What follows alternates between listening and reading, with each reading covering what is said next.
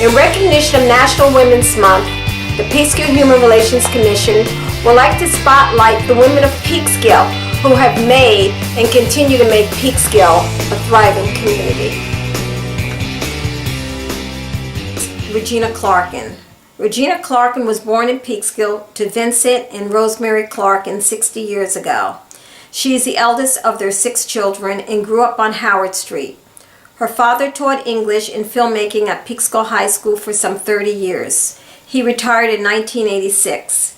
Rosemary, who died in 2014, was a reading teacher at the Assumption School, Hillcrest School, and a member of the Board of Education. She is the granddaughter of Packy and Helen Clarkin. Packy was a local realtor and proprietor of an antique shop on First Street in Peekskill. Regina is familiar with the Peekskill Human Relations Commission since her parents were involved with the commission at the time of its inception.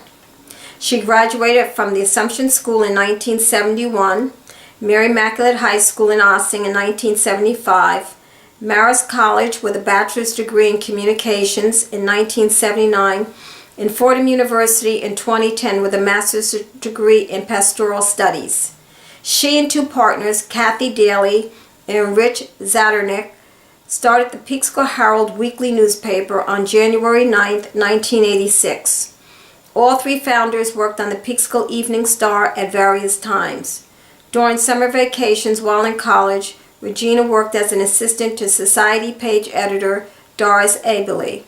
During her 3rd summer, she covered the news beat of Putnam County.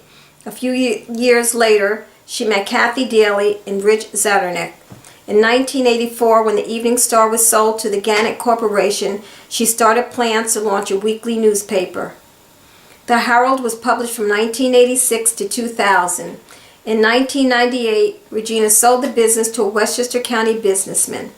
During its 14-year existence, the Herald made good on the vision that guided its founding, to be a voice for the voiceless and give power to the powerless. The newspaper won numerous awards for its reporting, advertising design, and editorials from the New York State Press Association. After the Herald ceased publishing, Regina did some freelance writing for Marindale Center in Ossining and started volunteering at her parish, Holy Name of Mary in Croton. She took a part-time job there and quickly realized she was employing many of the same skills that it took to run the newspaper. She pursued a master's degree in religion and today is a lay Catholic minister at her parish, responsible for the education of children and their parents. She is also a member of the Peekskill NAACP and the Garden Club of Peekskill. Anna Cohen Feldman. Anna Cohen Feldman was born on May the 12th, 1899 in New York City. She was married to Max Feldman and had 2 daughters, Shirley Feldman Paritsky, the wife of the late Peekskill dentist Robert Paritsky, and June Feldman Sugarman, wife of the late Tracy Sugarman, an American illustrator, writer, and civil rights activist. Max and Anna started the Feldman News Company in Peekskill in the Peekskill Evening Star building on Main Street.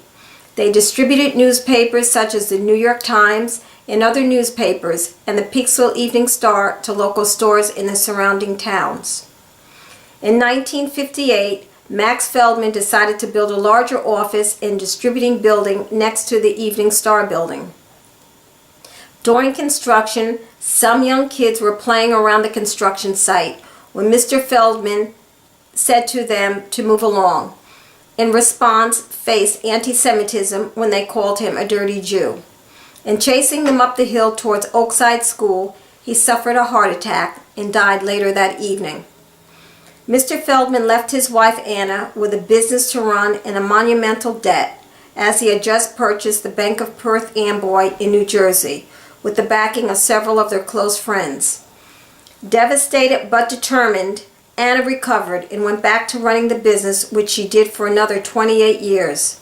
She was made offers on the bank for 50 cents on the dollar, which she repeatedly refused as she would not let the investors down. After almost exactly 1 year, she was made an offer for the bank that was acceptable and included a small profit.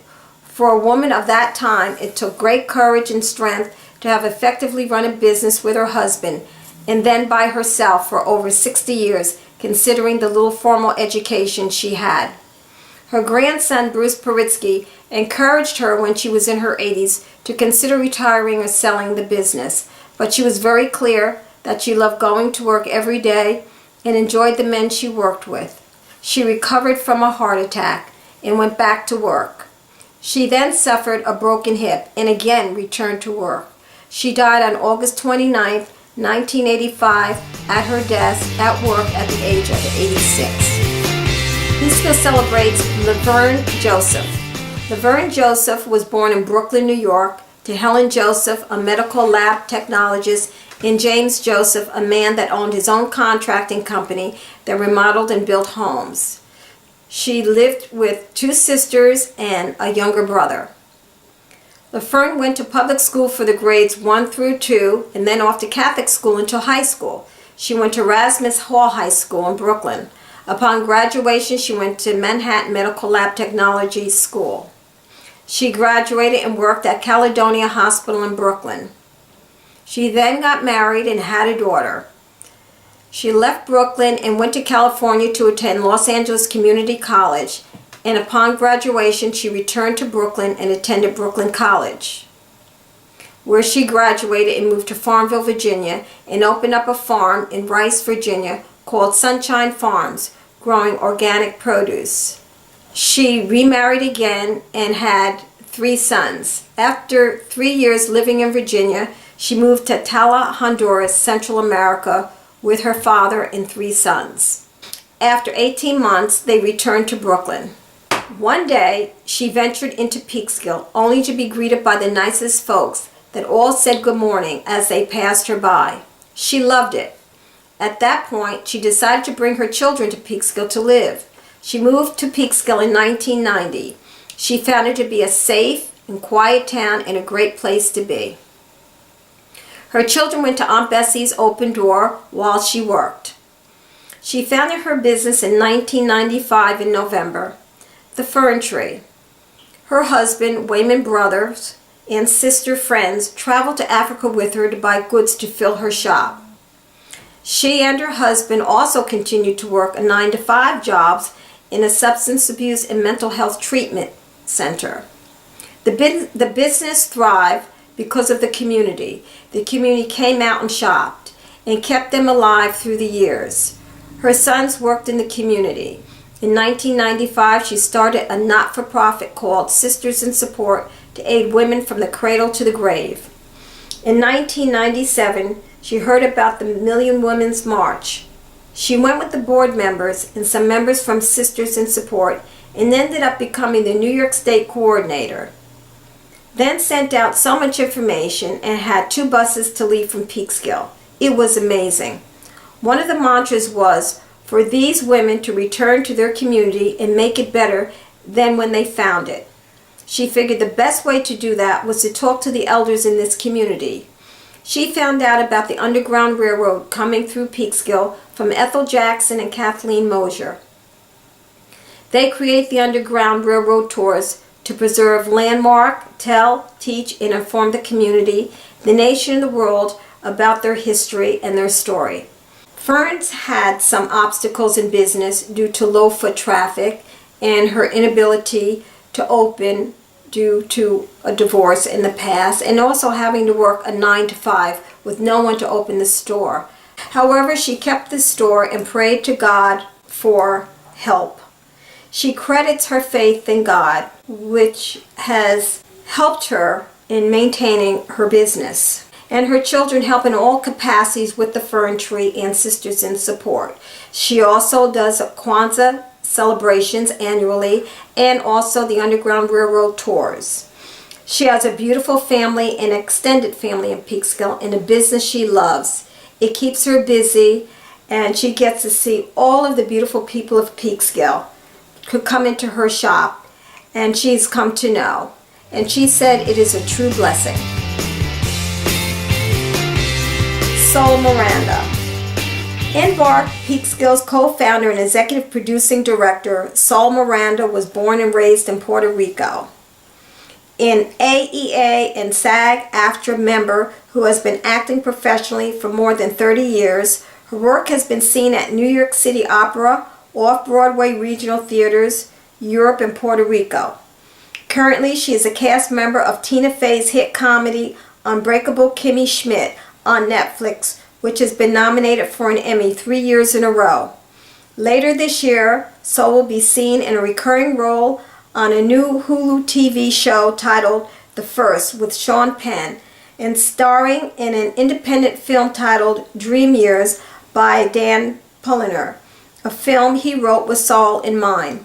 Previously, Sol has appeared on Blue Bloods, A Gifted Man, and various Law and Order episodes. An award-winning actress, she has been honored with Hispanic Organization of Latino Actors, Outstanding Female in a Leading Role, and the Juano Hernandez Best Actor Award given by the Drama Department of the University of Puerto Rico, Rio Piedras.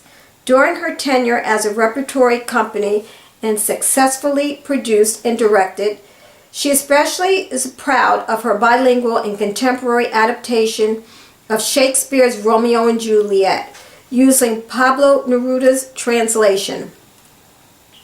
In Peekskill, Sol has enjoyed volunteering for the Peekskill School District's dual language program from 2010 to 2012.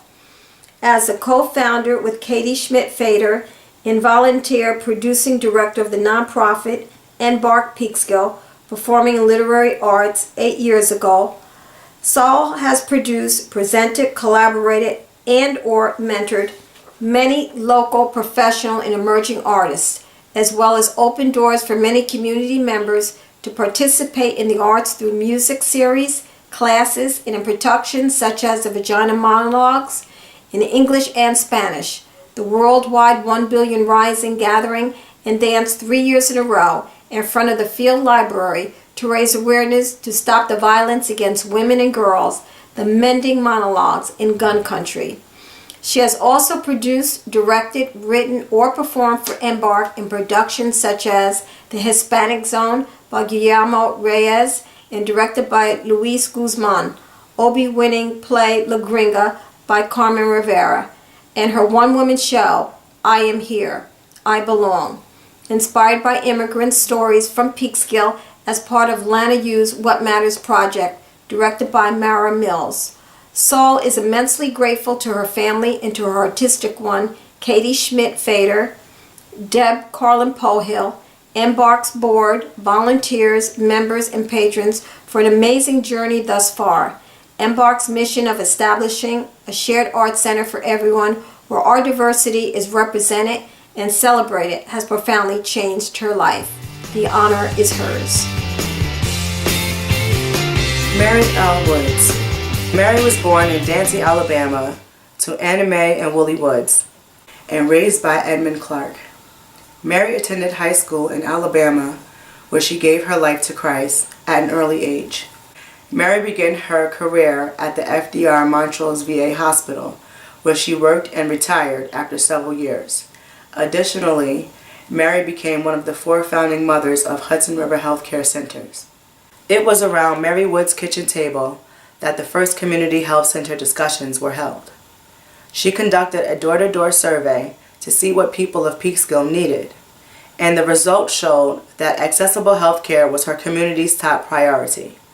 Ms. Woods was one of the center's first employees and served in many different positions over the years.